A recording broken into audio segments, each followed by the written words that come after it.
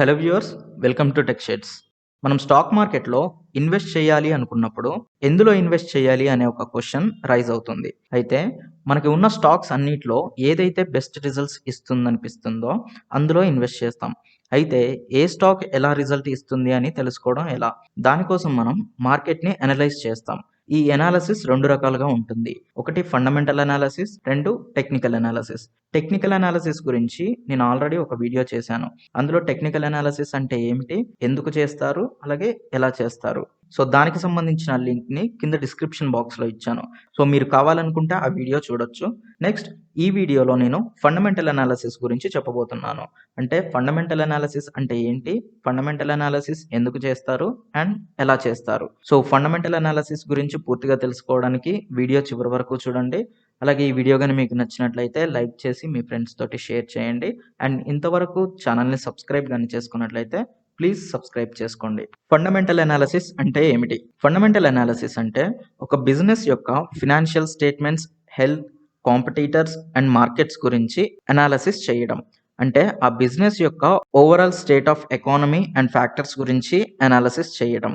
ఇందులో invest rate, production, earnings, employment, GDP, housing, manufacturing and management ఇవన్నీ include అవుతాయి. అయితే ఈ ఫండమెంటల్ అనాలిసిస్ ఎందుకు చేస్తాం? ఒక కంపెనీ యొక్క ప్రీవియస్ పర్ఫార్మెన్స్తో పాటు దాని గ్రోత్ ఎలా ఉంది, మార్కెట్ క్యాపిటలైజేషన్ ఎలా ఉంది అని తెలుసుకొని అండ్ దాని ఫినాన్షియల్ స్టేట్మెంట్ని తెలుసుకోవడం వల్ల, అందులో మనం ఇన్వెస్ట్ చేయడం వల్ల మనకి లాభం ఉంటుందా ఉండదా అనే విషయం తెలుస్తుంది. సింపుల్గా చెప్పాలి అంటే historical data and company financial డేటాని యూజ్ చేసి దాని ఫ్యూచర్ పర్ఫార్మెన్స్ని ప్రిడిక్ట్ చేయడానికి ఫండమెంటల్ అనాలిసిస్ యూజ్ అవుతుంది. సో ఈ ఫండమెంటల్ అనాలిసిస్ ఎలా చేస్తారు? ఫస్ట్ ఒక కంపెనీ యొక్క ఫినాన్షియల్ స్టేట్మెంట్ని చూడాలి. ఫినాన్షియల్ స్టేట్మెంట్ అంటే ఏమిటి? ఒక బిజినెస్ యొక్క అసెట్స్, లయబిలిటీస్, ఎర్నింగ్స్ వీటి గురించి చెప్పేది ఫినాన్షియల్ స్టేట్మెంట్. ఇందులో ఫస్ట్ అసెట్స్ అంటే ఏంటో చెప్తా. దీన్ని వాల్యూ ఆఫ్ ఓనర్షిప్ అని కూడా అంటారు. అంటే ఒక కంపెనీ యొక్క అన్ని రకాల ఆస్తుల్ని కలిపి ఈ అసెట్స్ కింద కన్సిడర్ చేస్తారు. అంటే like business, vehicles, currency, equipment, ఇవే కాక పేటెంట్స్, కాపీరైట్స్, ఫ్రాంచైజ్ ఇలా చాలా రకాలుగా ఉంటాయి. వీటిని కొన్ని టైప్స్ గా డివైడ్ చేసి చూస్తే fixed assets, tangible assets, intangible assets, wasting assets ఇలా డివైడ్ చేసి చూడొచ్చు. ఇది అసెట్స్ గురించి. నెక్స్ట్ లయబిలిటీస్ అంటే సింపుల్ గా చెప్పాలి అంటే అప్పులు. బట్ ఇందులో చాలా రకాలు ఉంటాయి. లైక్ బ్యాంక్స్ దగ్గర నుంచి కానీ, పర్సన్స్ దగ్గర నుంచి కానీ తెచ్చుకున్న అప్పులు, కొన్ని రకాల settlements pending, tax pendings, interest rates ఇలా చాలా రకాలు ఉంటాయి. సో వీటన్నిటిని కూడా తెలుసుకొని ఉండాలి. Next earnings. ఎర్నింగ్స్ అంటే ప్రాఫిట్ ఆర్ లాసెస్ గురించి చెప్పేది. సింపుల్ గా చెప్పాలంటే net profit or loss. So వీటి గురించి మనకి ఫినాన్షియల్ స్టేట్మెంట్ లో ఉంటుంది. అయితే ఓవరాల్ గా ఒక కంపెనీ యొక్క ఓనర్స్ ఈక్విటీ ఎంత అంటే అసెట్స్ లోంచి అంటే మొత్తం ఆస్తుల్లోంచి లయబిలిటీస్ అంటే అప్పులు తీసేస్తే మనకు వచ్చేదే ఓనర్స్ ఈక్విటీ. అయితే ఈ ఇన్ఫర్మేషన్ అంతా మనకి బ్యాలెన్స్ షీట్ ద్వారా తెలుస్తుంది. అయితే ఈ ఓనర్స్ ఈక్విటీ, అసెట్స్, లయబిలిటీస్ వీటి గురించిన ఇన్ఫర్మేషన్ మనకి బ్యాలెన్స్ షీట్ ద్వారా తెలుస్తుంది. ఈ బ్యాలెన్స్ షీట్ అనేది end of the financial year release చేస్తారు. అయితే ఒక కంపెనీ యొక్క షేర్ వాల్యూ అనేది చేంజ్ అవుతూనే ఉంటుంది. దాని మీద ఎప్పుడు వచ్చే న్యూస్, ప్రిడిక్షన్స్, ఇంకేదైనా ఇన్ఫర్మేషన్ బేస్ చేసుకొని మార్కెట్ ప్రైస్ అనేది ఫ్లక్చుయేట్ అవుతూనే ఉంటుంది. బట్ ఫైనల్గా మనకి దాని ఒరిజినల్ వాల్యూ ఎంత అని తెలియాలి అంటే ఇన్కమ్ షీట్ చూడాలి. ఈ ఇన్కమ్ షీట్ లో మనకి ఆ కంపెనీ యొక్క క్వార్టర్ పర్ఫార్మెన్స్ ఉంటుంది. ఈ క్వార్టర్ పర్ఫార్మెన్స్ అనేది every quarter of the year release చేస్తారు. సో ఇలా మీరు ఒక కంపెనీ యొక్క financial statement, balance sheet, income sheet వీటన్నిటిని యూజ్ చేసుకొని ఫండమెంటల్ అనాలిసిస్ చేయొచ్చు.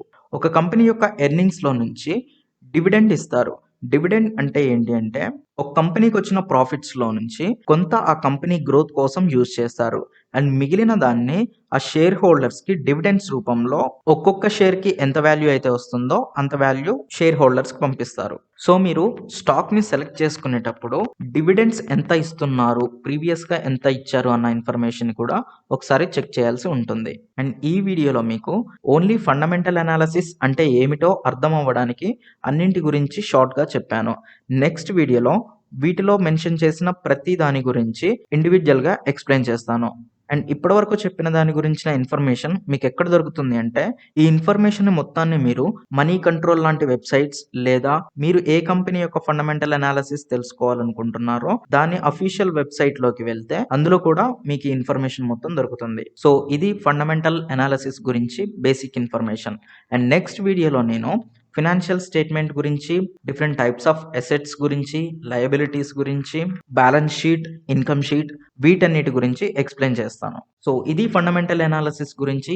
ఈ వీడియోలో కానీ మీకు ఏమైనా డౌట్స్ ఉంటే కింద కామెంట్ సెక్షన్లో కామెంట్ చేయండి. అలాగే ఈ వీడియో కానీ మీకు నచ్చినట్లయితే లైక్ చేసి షేర్ చేయండి. అండ్ ఇంతవరకు ఛానల్ని సబ్స్క్రైబ్ చేసుకోకపోతే ప్లీజ్ సబ్స్క్రైబ్ చేసుకోండి. Thanks for watching.